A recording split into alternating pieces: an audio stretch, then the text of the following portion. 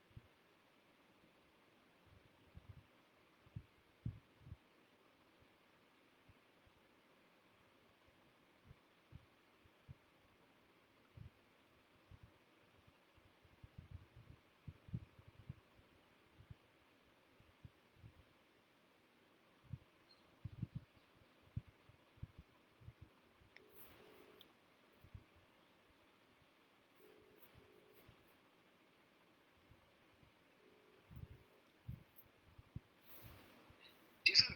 आ गया। हेलो। हाँ, आ रहा है। हाँ। हाँ। हाँ, वैसे तो मैसेज आ रहा है। ठीक है। सेंटर में है। ठीक। All right. ठीक है। नमस्कार दोस्तों। मैं मनिंद्र ठाकुर हूँ। जवाहरलाल नेहरू विश्वविद्यालय में पढ़ाता हूँ और बिहार का रहने वाला हूँ। और आज आप लोगों के साथ जुड़ा हूँ भारतीय सब लोग पार्टी के फेसबुक लाइव पेज पर। मैं शुरू में ये बता दूँ कि मैं किसी पार्टी का सदस्य नहीं हूँ। न ही मेरा राजनीति में जाने का कोई इरादा है।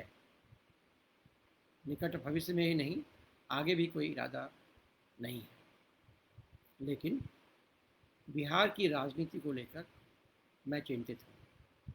बिहार के समाज को लेकर हर उस आदमी की तरह जो बिहार से बाहर निकल कर काम कर रहा है और जिसके लोग बाग बिहार में हैं, मैं हर उस आदमी की तरह चिंतित हूँ बिहार के बारे में। बिहार मेरा अपना समाज है और आप लोगों की तरह मैं भी बिहार के बारे में सोचता हूँ। पिछले कुछ महीनों में मेरी बातचीत अरुण कुमार जी से, रेणु कुशवाहा जी से, विजय कुशवाहा जी से, आशुतोष पाठक से और भी कई दोस्तों से होती रही है बिहार के बारे में। हम सब लोग चिंतित रहे हैं और हमारी चिंता इस लॉकडाउन से पहले से शुरू हुई थी, काफ़ी पहले से शुरू हुई थी, बल्कि कई साल पहले, पिछले चुनाव के पहले हम लोग दिल्ली से 50-60 लोग गया में हमने एक चिंतन शिविर किया था, ये सोचने के लिए कि बिहार के बुद्धिजीवियों का और बिहार के प्रवासियों का और बिहार के लोगों का बिहार के प्रति क्या दायित्व है। इस चिंतन का निष्कर्ष यही निकला था कि चाहे हम राजनीति में नहीं जाना चाहते हों, लेकिन हमें बिहार की राजनीति के बारे में सोचना समझना ज़रूरी है और जहाँ तक हो सके उसमें कुछ ऐसा योगदान करना भी ज़रूरी है ताकि बिहार के समाज का कल्याण हो सके। और लॉकडाउन में आपने देखा कि हमारी राजनीति, हमारा समाज कितना एक्सपोज्ड हुआ।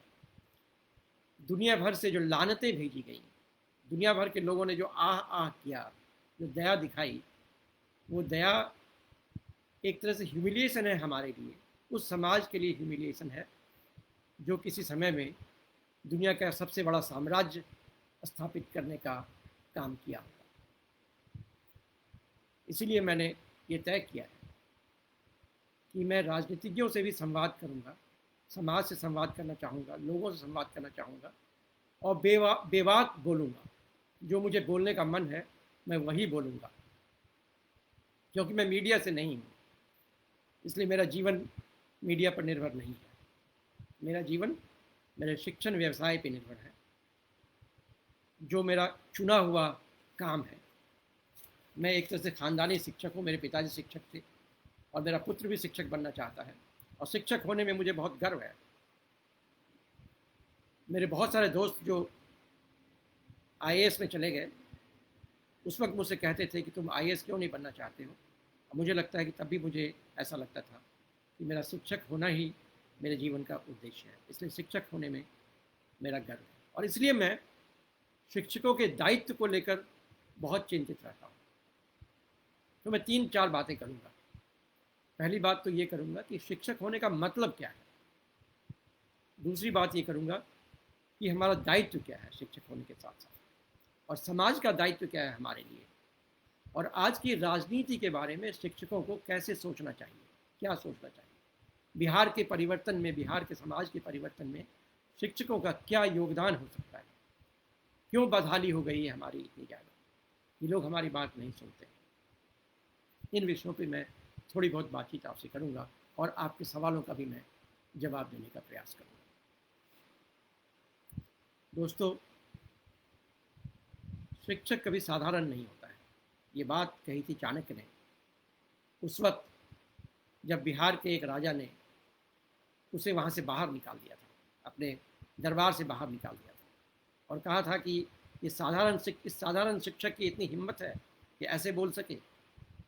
तो उन्होंने कहा था कि शिक्षक साधारण नहीं होता है, उसे साधारण समझने की भूल मत करना। और मैं ये निश्चित रूप से कह सकता हूँ कि शिक्षक साधारण नहीं होता है। क्यों साधारण नहीं होता है शिक्षक? वो इसलिए साधारण नहीं होता है कि शिक्षक इंसान का निर्माण करता है। जब मनुष्य आदमी बनता है, इंसान बनता है, सामाजिक प्राणी बनता है, तो उसमें शिक्षकों का बड़ा योगदान होता है। क्योंकि जब हम अपनी कक्षाओं में पढ़ाते हैं, जब अपनी कक्षाओं में हम बातचीत करते हैं लोगों से, बच्चों से जब संवाद करते हैं, चाहे किसी उम्र के बच्चे हों, तो हमारे और उनके बीच में जो रिश्ता बनता है वो रिश्ता दो तरह का बनता है। एक तो दिमागी रिश्ता बनता है, यानी जो विचार हमारे दिमाग में है उन विचारों को हम वहाँ तक पहुँचाना चाहते हैं। जो इन्फॉर्मेशन हमारे दिमाग में है, जो ज्ञान हमारे दिमाग में है, जो हमारे सोचने का तरीका है, उसे हम अपनी अगली पीढ़ी को देना चाहते हैं, देते हैं। समाज अपने आप को रिप्रोड्यूस करता है, दोबारा बनाता है। एक पीढ़ी चली जाती है, दूसरी पीढ़ी आती है, फिर तीसरी पीढ़ी आती है, पीढ़ियाँ दर पीढ़ियाँ चलता चला जा रहा है भारत भी। लेकिन क्या ऐसी बात है कि वर्षों से जो भारत है उसमें जितना भी परिवर्तन हो, फिर भी हम कह सकते हैं कि भारतीय समाज का स्वरूप कुछ ऐसा है। ऐसा क्यों कह सकते हैं? क्योंकि जो विचार हमने बनाए हैं अपने समाज में, उन विचारों को हम शिक्षकों के माध्यम से अपने लोगों तक, नई पीढ़ी तक पहुंचा पाते हैं। पुस्तकों से भी पहुंचाते हैं, और आजकल तो व्हाट्सएप से भी जाने लगे हैं। लेकिन व्हाट्सएप से जाने वाले विचार बड़े खतरनाक होते हैं, क्योंकि उन पर कोई कंट्रोल हमारा नहीं होता है। इन विचारों का आदान प्रदान कैसे होता है? हम भी सीखते हैं, जब अपने छात्रों से बात करते हैं तो हम भी सीखते हैं। हम दोनों एक दूसरे से सीखते भी हैं। कैसे होता है ये सिर्फ बुद्धि के बल पर नहीं होता है, बल्कि हमारा व्यक्तित्व भी उसमें एक महत्वपूर्ण रोल प्ले करता है। आपको भी याद होगा, आप भी कभी छात्र रहे होंगे। अपने 50वें वर्ष में, 60वें वर्ष में, 70वें वर्ष में भी आपको जब कभी कोई समस्या आती होगी तो आप निश्चित रूप से वापस अपने स्कूल डेज में जाते होंगे। कोई शिक्षक आपको याद आता होगा, उन्होंने ऐसी बात मुझे कही थी, और उसका बड़ा लंबा प्रभाव आपके ऊपर रहता होगा। मैं खुद अपनी कहानी आपको बता सकता हूँ। बचपन में बहुत क्रोधी किस्म का व्यक्ति था। मेरे एक शिक्षक ने मुझे गीता का एक श्लोक दिया, क्रोधात् भवति सम्मोह सम्मोहात् विभ्रमः उत्पन्नति, और कहा इसका तुम अभ्यास करो। और मैं निश्चित रूप से कह सकता हूँ कि जो लोग आज मुझे जानते हैं वो कभी इस बात पर विश्वास नहीं करेंगे कि मैं कभी क्रोधी भी हुआ करता था। यानी मेरे व्यक्तित्व के पूरे निर्माण में उस शिक्षक का योगदान है। और मेरा व्यक्तित्व सिर्फ मेरा व्यक्तित्व नहीं है, कुल मिलाकर आप ये कह सकते हैं कि समाज के निर्माण में शिक्षकों का महत्वपूर्ण योगदान होता है। गांधी कहते थे कि शिक्षक कोई वेतन भोक्ता कर्मचारी नहीं है। इस बात को मत समझना कि शिक्षक कभी वेतन भोक्ता कर्मचारी होता है। शिक्षक निर्माण करता है, समाज को एक स्वरूप देने का में सक्षम होता है। और यही हमारा दायित्व भी है। हमें इस बात को बखूबी समझना चाहिए। हमें भी पैसे की ज़रूरत है, हमें भी जीवन जीने के लिए, साधारण जीवन जीने के लिए भी सैलरी की ज़रूरत है, आमदनी की ज़रूरत है। इस बात से कोई इनकार नहीं कर सकता है। और आज का जीवन पुराने शिक्षकों की तरह नहीं रह गया है कि हम आश्रम में रह रहे हैं और 2 गाय बांध कर रख रहे हैं और बच्चों को पढ़ा रहे हैं। वो भी हमारा इतिहास रहा है। बिहार का इतिहास कुछ ऐसा भी रहा है। आप यदि मिथिला के हिस्से में चले जाएं तो बहुत हाल तक की बात है, जब आपको ऐसे शिक्षक मिलते थे जो घर पे हज़ारों बच्चों को रखते थे और कोई फीस का चक्कर नहीं था। उन बच्चों के भोजन पानी का इंतजाम भी उन्हें ही करना पड़ता था। ये जो शब्द है कुलपति, कुलपति का मतलब होता है अपने कुल का सर्वोच्च व्यक्ति। और कुलपति का ये दायित्व होता था कि जो ज्ञान कुल उसने क्रिएट किया है, उस ज्ञान कुल के लिए भोजन पानी का भी इंतजाम खुद करे। कोई अनुदान आयोग नहीं था। हाँ, कुलपतियों को राजाओं से संबंध होता था, राजा उनसे ज्ञान लेते थे। और याद रखें कि जब कभी राजा इन गुरुओं से मिलने जाता था तो अपनी गाड़ी और अपना सेना बाहर छोड़ आता था, तो रथ और अपना सेना बाहर छोड़ आता था और पैदल उनसे मिलने जाता था। क्यों ऐसा होता था? क्योंकि हम समाज के निर्माण में सक्षम थे और यही हमारा मूल कर्तव्य है, यही हमारा दायित्व है। आज की दुनिया में कहीं ना कहीं हम अपने इस दायित्व से मुड़ गए हैं, अलग हो गए हैं। कहीं ना कहीं हम अपने इस दायित्व को समझने ही नहीं लगे।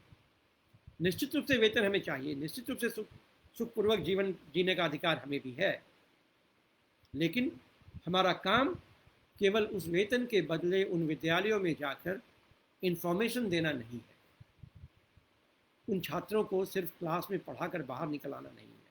हमारा काम, हमारा दायित्व अपने छात्र के लिए जीवन भर तक है। जीवन के किसी मोड़ पर उसे हमारी ज़रूरत पड़ सकती है और हमसे पूछने आएगा कि अब हम क्या करें गुरुजी। वैसे ही हमारा समाज भी हमसे पूछेगा कि हमें क्या करना चाहिए, क्योंकि राजनीतिज्ञों और व्यापारियों, ये 2 वर्ग हैं आपके समाज के, और ब्यूरोक्रेट्स को भी शामिल कर सकते हैं। ये सारे लोग अपने हित में काम करते हैं। राज सत्ता के लिए वो सब कुछ, सब नैतिकता का त्याग कर देते हैं। व्यापारियों की नैतिकता क्या है? लाभ कमाना। जो पहले हमारे यहाँ शुभ लाभ हुआ करता था, उसका मतलब था कि वही लाभ लो जो शुभ हो। अब वो शुभ खत्म हो गया है, अब लाभ लो जैसे भी लाभ ले सकते हो। तो ऐसे में यदि राजनीतिज्ञ, हमारे अधिकारी, हमारे व्यापारी हमारा ध्यान नहीं रख सकते तो शिक्षकों का दायित्व और बड़ा होता है। फिर हमें अपने समाज के लिए और ज़्यादा काम करने की ज़रूरत पड़ेगी। अपने विद्यालयों, अपने महाविद्यालयों, अपने विश्वविद्यालयों से निकलकर, अपना समय बचाकर, समय निकालकर हमें समाज निर्माण के कार्य में जुड़ना होगा। ये हमारा दायित्व है। और समाज का क्या दायित्व है? समाज का दायित्व है कि शिक्षकों का सम्मान करें। मैं फिर एक बात कहूँगा कि हमें तो अर्थोपार्जन की ज़रूरत है। बिना अर्थोपार्जन के जीवन सुखपूर्वक नहीं चल सकता है, लेकिन शिक्षकों के लिए अर्थोपार्जन से भी ज़्यादा सम्मान की ज़रूरत है। हमें बहुत पैसे की ज़रूरत नहीं है, हमारी आकांक्षा बहुत ज़्यादा नहीं है। सिंपल, साधारण, डिग्निटी के साथ सम्मानपूर्वक जीने के लिए जितने पैसे होने चाहिए उतने तो हमें ज़रूर मिलने चाहिए, लेकिन समाज हमारा सम्मान करे, ये हमारी ललक होती है। और इसी कारण से पुराने ज़माने में या हाल तक बहुत से लोग शिक्षण में जाते थे, क्योंकि जो समाज उन्हें सम्मान देता था उसकी कोई कीमत नहीं होती थी। मुझे याद है हमारे शिक्षक जब कभी हमें लेकर मेडिकल कॉलेज हॉस्पिटल में जाते थे दिखाने के लिए रांची में, तो उनके सारे छात्र वहाँ जमा हो जाते थे और कहते थे, श्रीमान जी आप सिर्फ आराम करो, हम सारा दायित्व लेते हैं आपका। और आज की तारीख में भी जो हमारे गुरुजन हैं, जब बिहार से कभी दिल्ली आते हैं तो हम सब लोग वहाँ जमा होते हैं और उनका सारा काम अपने ऊपर ले लेते हैं। ये जो सम्मान है, ये शिक्षकों का जो सम्मान है, वही हमें अपना सर्वस्व अपने छात्र को देने के लिए प्रेरित करता है। शिक्षक होने का मतलब ही है कि हम देने के लिए पैदा हुए हैं, अपने छात्रों को देते हैं, जितना हो सकता है देते हैं। लेकिन हम तभी दे पाएंगे, अपना सर्वस्व दे पाएंगे, अपने अपने अपने आइडेंटिटी को उसमें मिला पाएंगे, मर्ज कर पाएंगे, अपनी अस्मिता को उसमें विलीन कर पाएंगे, जब हमें सम्मान मिलेगा। समाज का दायित्व है तो शिक्षकों का सम्मान करें, लेकिन हो क्या रहा है आज की तारीख में? ये बातें बहुत सारे लोगों को लगती होंगी यूटोपियन बातें, ये बहुत ही आदर्श की बातें मैं कर रहा हूँ। मैं कोई आदर्श की बात नहीं कर रहा हूँ, मैं यथार्थ की बात कर रहा हूँ, बिल्कुल यथार्थ की बात कर रहा हूँ। न केवल ये संभव है ऐसा होना, बल्कि ऐसा होना ज़रूरी है। जो बिहार की समस्या है, उस समस्या का बड़ा कारण ये है कि पिछले 25, 30, 40 वर्षों में हमने शिक्षकों को अपमानित किया है। शिक्षकों का पुत्र शिक्षक नहीं बनना चाहता है, उनके छात्र शिक्षक नहीं बनना चाहते हैं। आप सर्वे करें किसी अच्छे विद्यालय में, अच्छे महाविद्यालय में, अच्छे विश्वविद्यालय में छात्रों से कि आप क्या बनना चाहते हैं, बहुत ही कम लोग होंगे जो कहेंगे मैं शिक्षक बनना चाहता हूँ। जैसे किसान नहीं बनना चाहते हैं, वैसे शिक्षक नहीं बनना चाहते हैं। क्यों नहीं बनना चाहते हैं? क्योंकि शिक्षकों को अपमानित किया गया है, और अपमानित करने का सबसे साधारण तरीका है कि आप उनको सैलरी देना बंद कर दो, 2-3 महीने के बाद दो। अब घर के अंदर ही उनका अपमान शुरू हो जाएगा, घर के बाहर उनका अपमान शुरू हो जाएगा। परचून की दुकान पे लोग कहेंगे भाई मैं आपको उधार नहीं दे सकता हूँ। ये जो हालत हमारी की गई है, और स्कूल के शिक्षकों की तो बात ही छोड़ दो। भारत अकेला ऐसा देश है दुनिया भर में जहाँ शिक्षकों को पढ़ाने के अलावा सारा काम करने के लिए दिया जाता है। कभी बकरी गिनने के लिए दिया जाता है, कभी गाय गिनने के लिए दिया जाता है, कभी कोरोना पेशेंट को संभालने के लिए दिया जाता है, कभी बच्चों को खाना खिलाने का दायित्व दिया जाता है। सारे और दायित्व दे दिए जाते हैं पढ़ाने के अलावा। क्वालिटी एजुकेशन जिसे कहते हैं आप, गुणवत्तापूर्ण शिक्षा जिसे आप कहते हैं, वो हमारे यहाँ से लगभग गायब हो गया, और उसके साथ ही हमारे शिक्षकों का सम्मान खत्म हो गया। हम कब मास्टर जी से मास्टरवा हो गए हमें पता ही नहीं चला, हमारा सम्मान पूरा विलीन हो गया। महाविद्यालयों में आप जाएं, बिहार के शायद ही किसी महाविद्यालय में पूरी तरह से क्लासेस हो रहे होंगे। मैं गया पूर्णिया महाविद्यालय में, मैंने पूछा शिक्षकों से कि भाई क्लासेस हो रहे हैं कि नहीं हो रहे हैं। शिक्षकों ने कहा कि आधे समय तो यहाँ कोई ना कोई परीक्षाएं होती हैं किसी की, और आधे समय में चुनाव की तैयारियां होती हैं। सारे बैलेट बॉक्स वगैरह होते हैं, वो कॉलेज के कमरों में बंद रखे जाते हैं, तो कॉलेज में कोई क्लास नहीं होता। और ये हालत सिर्फ यहाँ की नहीं है, मैं कह सकता हूँ कि बिहार के लगभग तमाम विश्वविद्यालयों की हालत है कि बेचारे शिक्षक पढ़ाना चाहते हैं क्योंकि उनका सम्मान ही पढ़ाने में है, लेकिन वो पढ़ाने का उन्हें मौका नहीं मिल पाता। और मौका इसलिए नहीं मिल पाता है कि सरकार की नीतियाँ ऐसी बन गई है कि उन्हें शिक्षण का सम्मान ही खत्म हो गया। उन्हें लगता ही नहीं कि पढ़ाना कोई ज़रूरी है। एक बार मुझे किसी IAS ऑफिसर के एसोसिएशन ने पटना में बोलने के लिए बुलाया। मैंने उसमें कहा कि देखिए बिहार की बड़ी समस्या ये है कि जो बुद्धिजीवी वर्ग बिहार में होते थे, जो मुख्यमंत्री को ये सलाह दे सकते थे कि क्या करना चाहिए क्या नहीं करना चाहिए, ये दोनों बुद्धिजीवी वर्ग बेकार हो गए। एक तो बुद्धिजीवी वर्ग है शिक्षक, जिन्हें अपमानित किया गया, जिनकी संख्या घटा दी गई, कोई अपॉइंटमेंट नहीं हो रहा है, सैलरी नहीं मिल रही है, कॉलेजेस में शिक्षक नहीं है। पटना कॉलेज जो बहुत प्रेस्टीजियस कॉलेज हुआ करता था एक ज़माने का, उस कॉलेज में 80 शिक्षकों की जगह में सिर्फ 20 शिक्षक हैं। जिला स्कूल आप देख लें, मैं पूर्णिया जिला स्कूल में कहीं पढ़ता था, मैं वहाँ गया तो वहाँ 3 परमानेंट शिक्षक हैं। इतना बड़ा मल्टीपर्पज़ जिला स्कूल की बिल्डिंग है, इतनी बड़ी, उसमें 3 परमानेंट शिक्षक हैं। तो ये जो किया गया है, ये सिस्टमैटिकली किया गया है। मैंने कहा इस बात को आईएएस ऑफिसर के उस मीटिंग में कि आप बताएं, आप तो आईएएस हैं, कि आप लोगों ने क्या किया है शिक्षा के साथ। किसी आईएएस ऑफिसर ने कहा, जो बड़े सीनियर थे, कहा कि यदि कॉलेजेस ख़त्म हो रहे हैं इसका मतलब लोगों को उसकी चाहत नहीं है।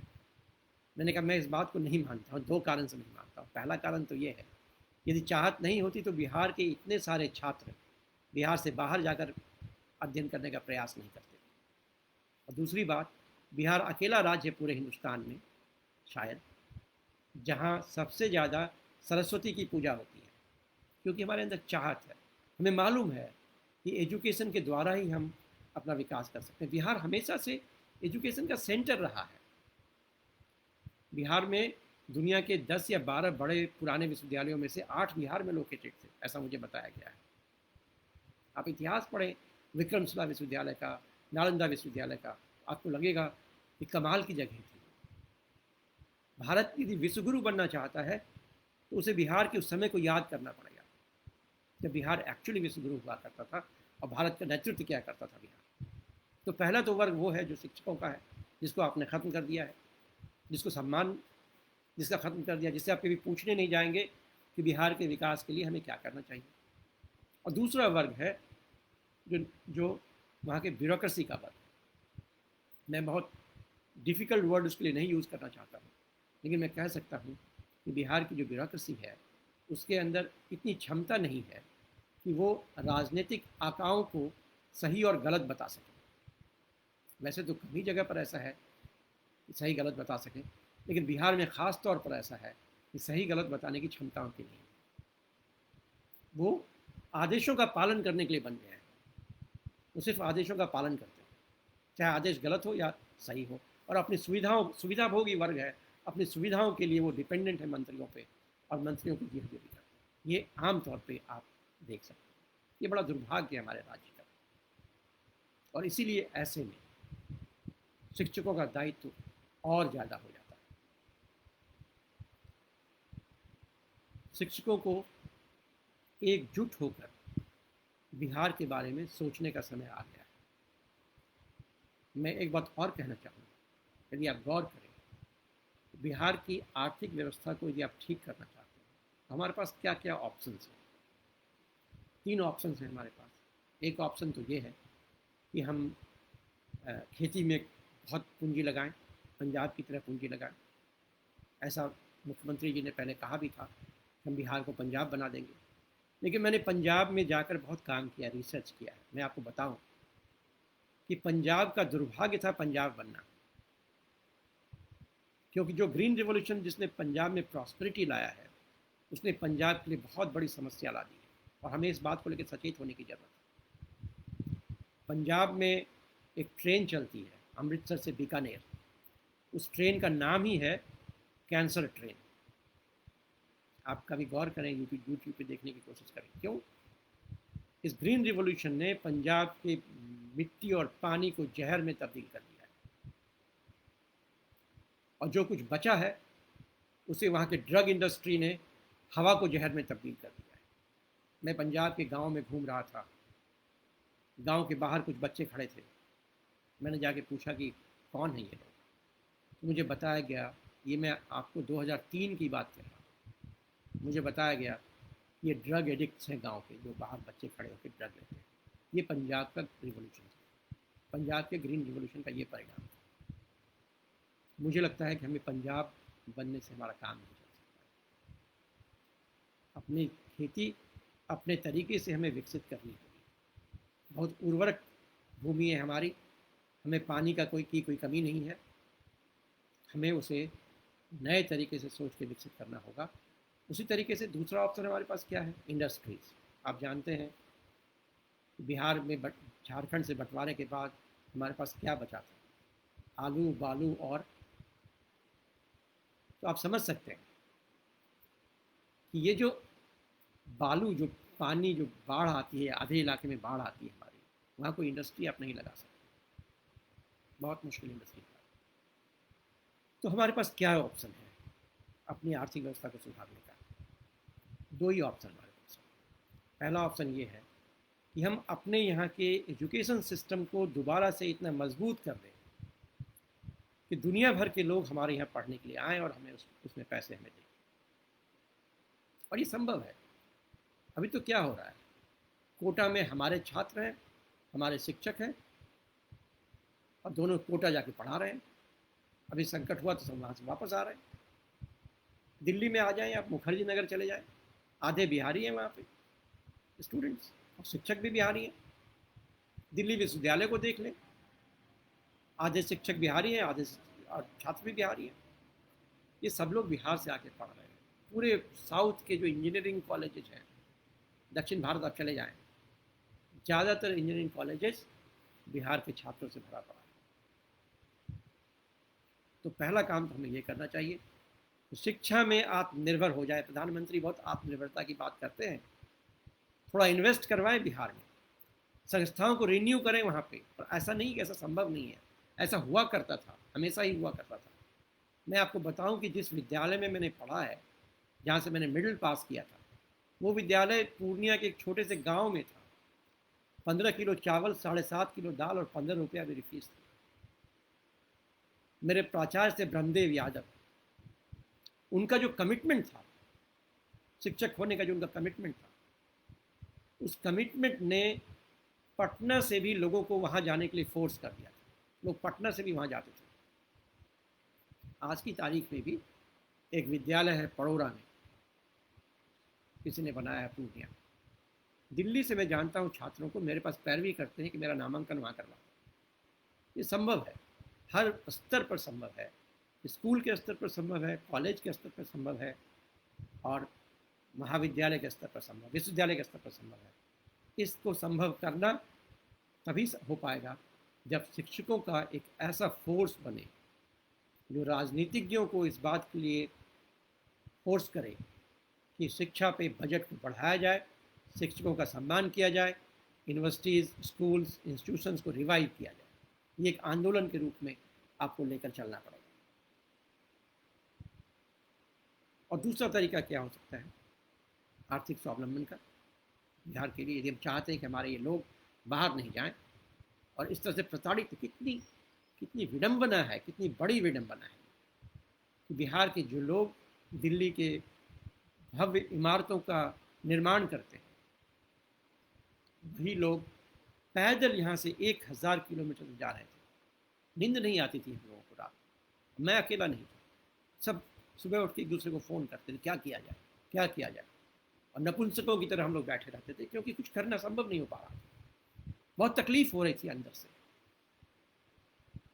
ब्लड प्रेशर बढ़ रहा था हम लोगों का, ह्यूमिलिएशन था, आत्मग्लानि हो रही थी। किसी मीटिंग में जाने में आत्मग्लानि होती थी, लोग कहते रहे तुम लोग कर क्या रहे हो भाई।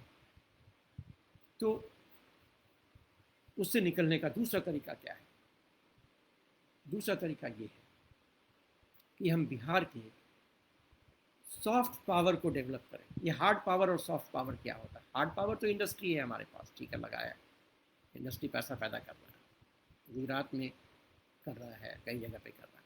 लेकिन क्या ये संभव है कि बिहार में जो ज्ञान की का इंडस्ट्री है वो लगाया जा सके, ज्ञान आधारित इंडस्ट्री है वो लगाया जा सके? उसके लिए हमें किसी चीज़ की ज़रूरत नहीं है आज, सिर्फ थोड़ी ट्रेनिंग और थोड़ी मार्केटिंग। जो सॉफ्टवेयर इंडस्ट्री पूरा का पूरा था, उसका लोकेशन बिहार में हो सकता था, उसको बिहार में लोकेट कर सकते थे। हमारे लोग जाकर दुनिया भर में सॉफ्टवेयर इंडस्ट्री चला रहे हैं। आपको मैं बताऊं कि मेरे क्लास का एक लड़का है जो अमेरिका में ये जो 4G 5G आप कर रहे हैं, उस जिस टीम ने उसका विकास किया, उस टीम को वो हेड करता है, वो बिहार का लड़का है। ऐसे अनेकों लोग। हमारे एक प्रोफेसर थे लंदन स्कूल ऑफ इकोनॉमिक्स से, वो आए दिल्ली, तो उन्होंने कहा कि भाई हम लोगों की मुलाकात हुई, काफ़ी सारे बिहारी टीचर्स थे उसमें। उन्होंने कहा भाई कमाल है, मैं लंदन में जो डॉक्टर मेरी पत्नी का कैंसर का इलाज कर रहा है वो भी बिहारी, उसकी पूरी टीम बिहारी है। यहाँ आता हूँ दिल्ली में, यहाँ भी बिहारी है। बिहारी लोग हैं क्या चीज़? पूरी दुनिया में हम फैले हुए हैं, पूरी दुनिया जानती है कि बिहार का टैलेंट कुछ खास है। लेकिन बिहार में जाकर हम गोबर हो जाते हैं। वो गोबर क्यों हो जाते हैं हम? क्योंकि संस्थागत सपोर्ट हमें नहीं मिलता है। मैं आपको बताऊं, मैं जब 1985 में दिल्ली आया, मैं आपको लिस्ट दे सकता हूँ, दिल्ली विश्वविद्यालय के एक एक विभाग में टॉपर्स बिहार के लड़के थे। वही लोग जो पटना यूनिवर्सिटी में रह जाते या बिहार की किसी और यूनिवर्सिटी में रह जाते तो आज की तारीख में कुछ नहीं कर पाते। क्यों? उनके टैलेंट में कोई परिवर्तन नहीं आया। किस चीज़ में परिवर्तन आया? संस्थाओं के संरचनात्मक संगठन में परिवर्तन। वो परिवर्तन हमें लाना होगा और हम सॉफ्ट पावर के रूप में री इमर्ज कर सकते हैं। बहुत ताकत है हमारे बौद्धिक चेतना में, बहुत ताकत है हमारी बौद्धिक संपदा में। पूरा एक रिलीजन का सर्किट है। आप देखिए ना, दुनिया के जो बड़े रिलीजन्स हैं, बुद्धिज्म, जैनिज्म, ये सब वहीं पे पैदा हुए हैं। सिखिज्म, सबके केंद्र है वहाँ पे। आप उनको रिवाइव कर सकते हैं। आप सॉफ्टवेयर इंडस्ट्री का केंद्र बना सकते हैं। आप दुनिया भर से लोगों को योग के लिए बिहार के अलग अलग हिस्सों में ला सकते हैं। और अभी दुनिया का जो अगली क्रांति दुनिया की होने वाली है, ये जो कंप्यूटर क्रांति अभी आप देख रहे हैं, इंटरनेट क्रांति, इससे बड़ी क्रांति अभी दुनिया में वेट कर रही है, वो है ब्रेन टेक्नोलॉजी। और आपको आश्चर्य होगा कि मुंगेर स्कूल ऑफ योग अमेरिका के ब्रेन टेक्नोलॉजी मिशन का हिस्सा है, लेकिन बिहार में हमें इसके बारे में कुछ ज्ञान तक नहीं। पूरा जो इंडिया का लुक ईस्ट पॉलिसी है, जो म्यांमार तक जाता है, वो सब बिहार से होकर गुजरता है। आधी दुनिया इस तरफ की बुद्धिस्ट है और बिना बिहार से उसका कोई कनेक्टिविटी नहीं हो सकता है, लेकिन हम उसका कोई उपयोग नहीं कर पाते। ये जो बौद्धिक संपदा का उपयोग करने की बात है, इसका ज्ञान राजनीतिज्ञों को कौन दे सकता है? शिक्षकों को देना होगा। शिक्षकों को एकजुट होकर अपने सम्मान की भी रक्षा करनी होगी, बिहार की जनता की भी रक्षा करनी होगी, बिहार के लोगों को ज्ञान भी देना होगा और बिहार के ज्ञान को दुनिया भर में सर्वोच्च स्थान दिलाने का प्रयास भी करना होगा। ये हमारा दायित्व, हम इसके बिना काम नहीं चला सकते। मुझे लगता है कि आखिरी पॉइंट मैं कहना चाहता हूँ कि क्या हमें राजनीति करनी चाहिए? शिक्षकों को राजनीति करनी चाहिए? नहीं, मैं समझता हूँ कि हमें राजनीति नहीं करनी चाहिए। शिक्षकों का काम, जिस काम को हमने लिया है, हम उसी काम को बखूबी करना चाहते हैं, अच्छे से करना चाहते हैं, लेकिन हमारे काम का राजनीतिक इम्प्लीकेशन होना चाहिए। हमें चुनाव नहीं लड़ना है, हमें राजनीतिक दलों में जो कॉम्प्रोमाइज़ होते हैं, हमें वो नहीं करना है। मैं नहीं करना चाहता और हर राजनीतिक दल कॉम्प्रोमाइज़ कर सकता है। हमें उसके लिए अलर्ट होना चाहिए और उसकी आलोचना मुखर होकर करनी चाहिए कि आपने ये कॉम्प्रोमाइज़ किया है और आपको ऐसा नहीं करना चाहिए। ये कहने वाला बिहार में कोई नहीं बचा है। आज की तारीख में जो इन प्रवासी मजदूरों के साथ घटनाएं घट रही हैं, आपने देखा कोई कह सका हो? जो एक राजनीतिक दल दूसरे राजनीतिक दल को कहता है तो लोगों को लगता है कि ये तो उनके बीच का कबड्डी है जो लोग खेलते रहते हैं, कोई ख़ास बात नहीं है। जब वो सत्ता में आएंगे तो वही बात फिर वो भी करेंगे और ये उसकी आलोचना करेंगे। ऐसा बहुत सारा वीडियोज़ आप लोग देख रहे होंगे कि जो आज सत्ता में है, जिस बात को वो कर रहे हैं, उसी बात की भयंकर आलोचना पहले कभी किया करते थे। ये उनके बीच की कबड्डी है। लेकिन वो लोग जो निस्वार्थ होकर निष्काम कर्मयोग के साथ समाज के कल्याण की बात सोच सकते हैं और समाज के कल्याण के लिए आवाज़ उठा सकते हैं, लोकहित के लिए आवाज़ उठा सकते हैं, वो कौन होंगे? वो शिक्षक। वो व्यापारी नहीं हो सकते। व्यापारियों को तो अपना इंटरेस्ट है, वो ब्यूरोक्रेट्स भी नहीं हो सकते हैं, उनका तो तबादला हो जाता है। तबादला हमारा भी हो सकता है, लेकिन हमें काम वो क्या देंगे? हमें कौन सा किसी कमीशन का चेयरमैन बनना है? हमारा एक ही काम है, छात्रों को पढ़ाना। आप जहाँ ले जाएं हिंदुस्तान के किसी कोने में, हमें क्या फर्क पड़ता है? हम छात्रों को पढ़ाते रहेंगे, क्योंकि क्लासरूम में तो आप घुस नहीं सकते हैं, वहाँ तो हमें ही पढ़ाना है। तो वही काम हमारा है, इसलिए हमें कुछ ज़्यादा कर नहीं सकते। हमें इस बात के लिए तैयार होना चाहिए। सच बोलने की जो कीमत है वो हम चुकाने को तैयार हैं, क्योंकि हम शिक्षक हैं, क्योंकि हमारा दायित्व है कि समाज के में सच बोल के आम लोगों तक बात पहुंचाई जाए।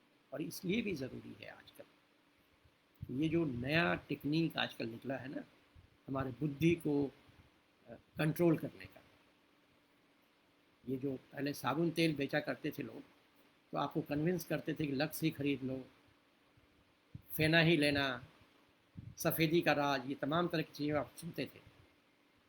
ये जो चीज़ें थी, अब वो लोग राजनीतिज्ञों को बेचने आ गए। अब वो लोग ब्रांडिंग करते हैं राजनीति की।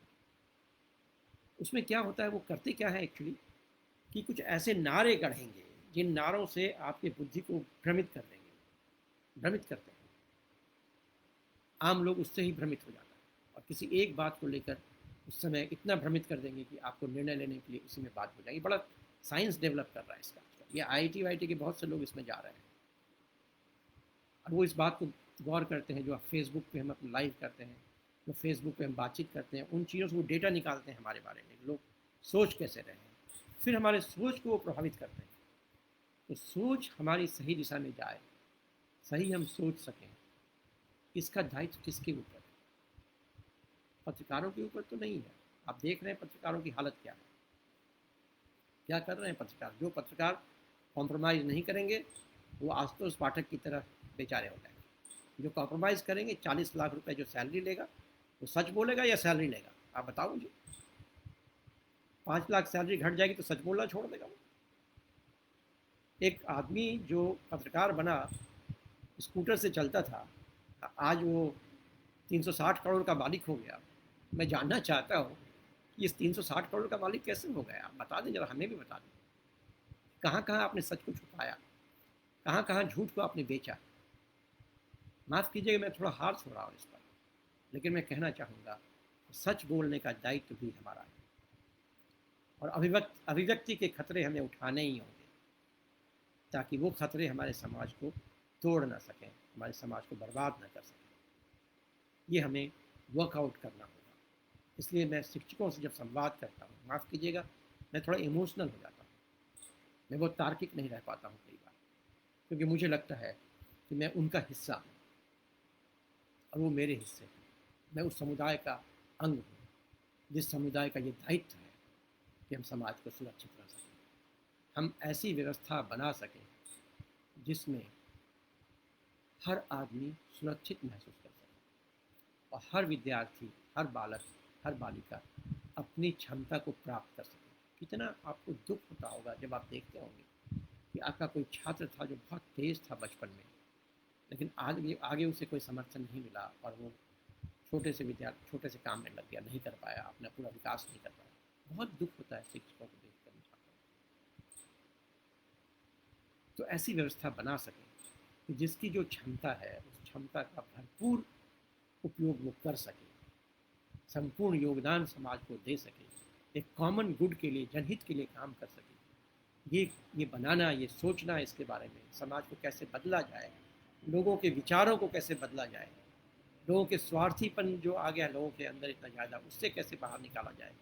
हर आदमी जो उपभोक्तावाद की संस्कृति से प्रताड़ित हो रहा है, उससे कैसे उनको बाहर निकाला जाए। ये बीमारियां हैं। उपभोक्तावाद भी एक बीमारी है। जो हमारे माइग्रेंट्स लेबर बाहर जा रहे हैं, वो भी दोबारा फिर दिल्ली आएंगे या पंजाब जाएंगे। क्यों जाएंगे? जीवन जीने के लिए केवल नहीं, कई बार उनके अंदर एक उपभोगवादी संस्कृति घुसा दी गई, और फिर उसको पूरा करने के लिए हम बाहर निकलने लगते हैं, बहुत सारा और भी काम करते हैं, बहुत सारा गलत सही करने को तैयार होते हैं, क्योंकि उससे जो अर्थोपार्जन होता है, उससे एक छोटा सा झूठा सा सुख हमें मिल जाता है। इन तमाम चीज़ों से बाहर निकालने का काम किसका है? कौन करेगा? समाज में किसी को तो करना पड़ेगा। मुझे लगता है ये दायित्व शिक्षकों का है, और हमें ये करना ही पड़ेगा। इसको करने की हमें ज़रूरत है। मैं एक बार जब चैट में देखना चाहूँगा, मुझे लगता है बहुत सारा चैट जमा हो गया है, तो मैं कोशिश करता हूँ उनमें से कुछ को जवाब देने का। बिल्कुल आप सही कह रहे हैं नूतन सिन्हा जी कि शिक्षकों की स्थिति बहुत ही भयावह हुई है, और इस भयावह स्थिति से निकलने के लिए, खुद भी निकलने के लिए और समाज को निकालने के लिए हमें कुछ करना चाहिए। हमें उसमें एकजुट होकर काम करने की ज़रूरत है। मुझे लगता है कि जिस तरह से भाजपा अपना काम कर रही है अभी तक, ठोस विकल्प के रूप में उसे उभरना चाहिए और हमें ज़रूर इसको एक मौका देना चाहिए देखने का कि कितना सही विकल्प ये निकल रहा है। नहीं निकलेंगे तो फिर उसकी भी आलोचना हमें करनी चाहिए। मैं अरुण जी से अक्सर कहता हूँ कि अरुण जी, मेरी आलोचनाओं से आप बच नहीं सकते। मैं आपके साथ खड़ा होने को तैयार हूँ, लेकिन आप इस बात के लिए तैयार रहिए कि मेरी आलोचनाएँ जितना समर्थन मेरा सार्वजनिक है, मेरी आलोचना भी उतना ही सार्वजनिक होगा।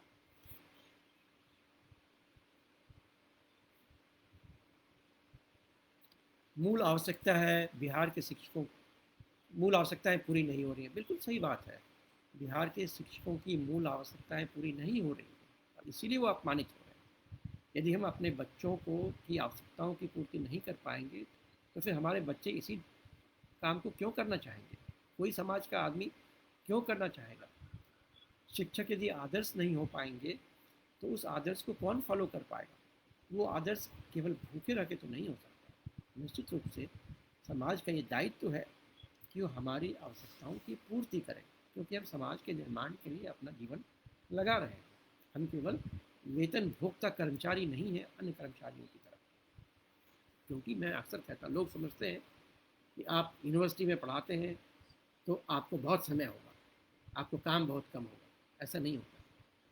हम 24/7 काम करते हैं, लगातार काम करते हैं। लोग मुझसे पूछते हैं क्लासेस कितने हैं आपके? मैंने कहा क्लासेस तो मेरे बहुत कम होते हैं। तो फिर क्या काम है? मैं कहता हूँ मेरा काम ये है कि जो 70 बच्चे मेरे पास हैं उनमें से एक एक बच्चे की समस्याओं को मैं समझता हूँ, जानता हूँ, उनको डेवलप करने की कोशिश करता हूँ। ऐसे ही JNU नहीं बन जाता है। हर बच्चे के बारे में हमें ज्ञान होता है कि वो क्या कर रहा है, उसकी क्या क्षमता है, किधर प्रॉब्लम हो रहा है, कहाँ उसे बाहर निकलना है। ये कब कर पाएंगे? हम तभी कर पाएंगे जब हम अपनी आवश्यकताओं की पूर्ति कर पाएंगे और सम्मानपूर्वक पूर्ति कर पाएंगे। ऐसा नहीं होगा तो कभी नहीं हो पाएगा सही ढंग से काम। और ये बात राजनीतिज्ञों को समझाने की जरूरत पड़ती है, लेकिन उनको साधारण भाषा समझ में नहीं आती है। उनको भाषा तब समझ में आती है जब हमारा जनता से संवाद हो और उन्हें लगे कि यदि शिक्षकों का सम्मान नहीं करेंगे तो आम जनता हमारा सम्मान नहीं करेगी। ये मुझे चाहिए करना पड़ेगा। मैं आपको एक छोटी सी कहानी बनाता हूँ। रूमी नामक एक फ़कीर थे अफ़गानिस्तान में। उनके पिताजी भी फ़कीर थे। तो एक बार राजा आए उनके पास, उन्होंने चाबियाँ सारी दे दी, अपना ताज उतार के दे दिया। उनको फ़कीर को कहा कि अब मैं जा रहा हूँ, आप संभालो ताज को। उन्होंने क्या हो गया? बोला कि प्रॉब्लम ये है कि सारे लोग सारी समस्याओं का समाधान करने के लिए आपके पास आते हैं, मेरे पास तो कोई आते ही नहीं है, मैं राजा रह के ही क्या करूँगा? रूमी के पिताजी वहाँ से कहीं चले गए, गायब हो गए। ये जो क्षमता हमारी है कि हम लोगों की समस्याओं का बौद्धिक तौर पर भी हल निकाल सकें, इस क्षमता को हमें और विकसित करने की ज़रूरत है। लोगों का ट्रस्ट यदि हमारे ऊपर ख़त्म हो गया है, उसे हमें पुनः स्थापित करने की ज़रूरत है। उस ट्रस्ट के बल पे ही हम अपने आप को पुनः स्थापित कर सकते हैं। संदीप जी कहते हैं कि बिहार, क्या हम आप कहना चाहते हैं कि बिहार के शिक्षक समझ नहीं पा रहे हैं? इन अप्रासंगिक बातों से बिहार की शिक्षा व्यवस्था में कोई बेहतरी नहीं आने वाली है। आप वही बात कह रहे हैं जो हमारे आज के गद्दार नेता कहते हैं। उसको सच्चाई बयान करते सर तो हो सकता है कि बिहार के नेता शिक्षकों की व्यवस्था। देखिए संदीप जी, मुझे लगता है कि मैं जो बात कह रहा हूँ उसमें दोनों ही बातें कह रहा हूँ। मैं केवल ये नहीं कहना चाहूँगा कि हमारा सब कुछ हम ठीक ही कर रहे हैं। हम ये कहना चाहते हैं कि हमें अपने दायित्व बोध का होना ज़रूरी है, पहली बात। और दूसरी बात, हम ये बिल्कुल कह रहे हैं जो आप कह रहे हैं कि शिक्षकों का जो अपमान बिहार ने किया है, बिहार की सरकारों ने किया है, उसके खिलाफ हमें आवाज़ उठाने की ज़रूरत है। मैं बिल्कुल इस बात से वाकिफ़ हूँ। आपको शायद पता नहीं होगा, मैंने एक लेख लिखा था कि ये जो मिड डे मील है ये शिक्षा में घुन है। तो लोग बहुत विरोध किया, जो मिड डे मील चलाने वाले लोग। तो सरकार से भी हमें कुछ चिट्ठी विट्ठी आई उस विषय में। तो मैंने कहा कि भाई देखो, मुझे लगता है कि शिक्षकों का काम पढ़ाना है, आप उन्हें मिड डे मील चलाने मत दीजिए, क्योंकि फिर उसका पूरा अपमानित वो होते जा रहे हैं, लगातार अलग अलग तरह से अपमानित होते हैं। तो हाल में सुना है कि उन्होंने कुछ NGOs वगैरह को दिया है। जो भी करें, शिक्षकों को सम्मानपूर्ण जीवन देना सरकार का काम है। और मैं जितना समझ पाता हूँ वहाँ के शिक्षकों की समस्या, वो मैं कहना चाहूँगा, मुझे निश्चित रूप से संदेश में आपका खड़ा होगा। यदि आप कोई ऐसी बात कहना चाहते हैं जो मैं नहीं जान पा रहा हूँ, मुझे जानने की ज़रूरत है, आप मुझे बिल्कुल कम्युनिकेट कर सकते हैं।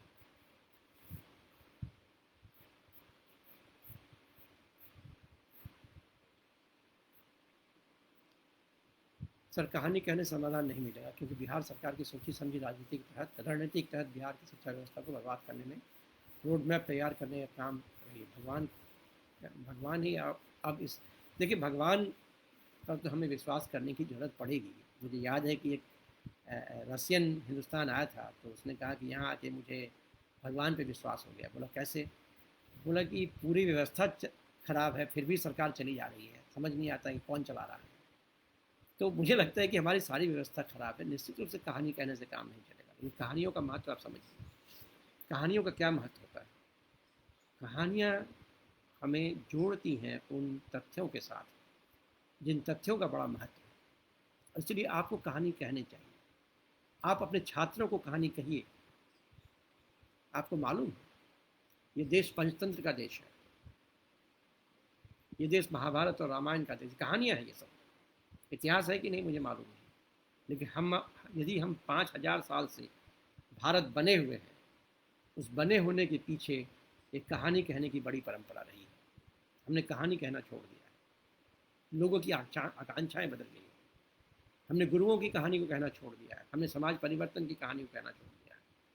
हमें कहानी कहनी चाहिए, और आप भी कहानी कहने की आदत डालें, अच्छा होगा, क्योंकि कहानियाँ ही जनता तक आपकी बातों को ले जाएंगी, और तभी आप कनेक्ट हो पाएंगे।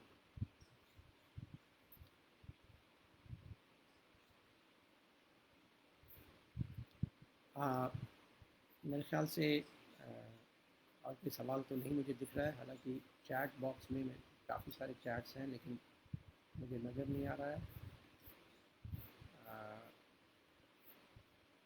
ओके,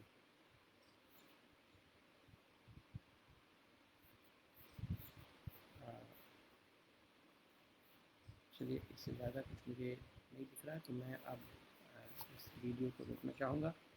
यदि आशुतोष जी मुझे अनुमति दें, या प्रवीण जी, मैं एक बार उनसे बात कर लेता हूँ।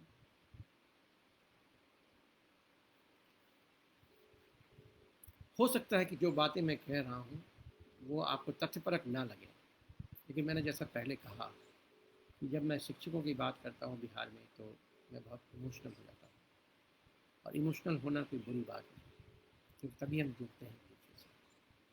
हमें जुड़ने की ज़रूरत है एक दूसरे से। हमें संघर्ष के लिए एक दूसरे पे ट्रस्ट करने की ज़रूरत है। समाज में ट्रस्ट की बहुत कमी हो गई है, विश्वास की बहुत कमी हो गई है। हम किसी पे विश्वास नहीं करना चाहते। ये ऑपरेशन ट्रस्ट चलाना पड़ेगा। कैसे हम विश्वास करें? कौन चला पाएगा ऑपरेशन ट्रस्ट? ये दुविधाएं हमारे मन में हैं। हमें समझने की ज़रूरत होगी कि हम कैसे उस ट्रस्ट को दोबारा कायम कर सकें। शिक्षकों पे ट्रस्ट को हम कैसे कायम कर सकें। मैं फिर एक कहानी आपको सुनाता हूँ, आखिरी कहानी सुनाता हूँ, और मेरी कहानियों से आप नाराज़ ना हो। मैं आपको बताऊँ कि एक शिक्षक था, किसी सेठ के यहाँ पढ़ाता था। सेठ उसे पैसा देना नहीं चाहता था टाइम पर, काफ़ी देर डिले करता था पैसा देने में। तो एक बार उसने 6 महीने तक पैसे नहीं मांगे। तो उसने कहा कि शिक्षक, पैसे ले जाओ अपने, क्यों नहीं ले जाते हो? उसने कहा, सर ये पैसे अब आगे काम आएंगे। बोला कैसे? तो बोला, मैं जा रहा हूँ अब छोड़ के, आप आगे पढ़ाएंगे। तो पता चला उसने क्या किया था कि छात्र को क के बदले ख सिखा दिया, ख के बदले ग सिखा दिया, और ये उसको अनलर्न करने में 6 महीने से ज़्यादा लग जाएंगे। ये बात सेठों को समझना चाहिए। मुझे एक बार अपोलो टायर्स वाले ने बुलाया, उनका एक स्कूल है अपोलो इंटरनेशनल स्कूल, उसके सुझाव के लिए। बहस जब ख़त्म हुई तो मैंने अंत में कहा कि महाशय, आपको ये समझना होगा कि इंसान बनाना और टायर बनाना, ये दोनों अलग अलग काम हैं। ये एक ही काम नहीं है। आप टायर बनाने के एक्सपर्ट हो सकते हैं, आप चाहते हैं वही टेक्नोलॉजी हम इंसान बनाने में लगा दें, ये मेरे ख्याल से संभव नहीं है। इसलिए मुझे लगता है कि इन चीज़ों को समझना ज़रूरी है। बहुत बहुत धन्यवाद, आपने मुझे सुना, और आपने बहुत महत्वपूर्ण सवाल किया, और बड़ी बड़ी आलोचना आप कर सकते हैं मेरी, आगे भी कर सकते हैं। मैं आपकी आलोचना का जवाब देना चाहूँगा, और आगे इस बातचीत को हम जारी रखेंगे। और हम आप सब मिल के ये सोचें कि शिक्षकों का जो सम्मान कम हुआ है, शिक्षकों की जो बदहाली है, उसके लिए हमें क्या करना चाहिए, कौन सा संगठन लॉन्च करना चाहिए, कौन सा स्ट्रैटेजी बनाना चाहिए। मैं आपके साथ खड़ा हूँ, मैं अपनी पूरी क्षमता के साथ आपके साथ हूँ। आप जो कुछ भी कहेंगे मैं करने को तैयार हूँ। आप मुझे बताएं, मैं बिल्कुल, मुझे लगता है कि बहुत सारे चैट्स इसमें दिख रहे हैं, लेकिन अ, मेरे चैट बॉक्स में नहीं आ रहे हैं। हो सकता है कि कहीं हो, लेकिन फ़िलहाल मुझे नज़र नहीं आ रहा है। मैं इस बातचीत को यहीं पे रोकने की अनुमति चाहूँगा। बहुत बहुत धन्यवाद।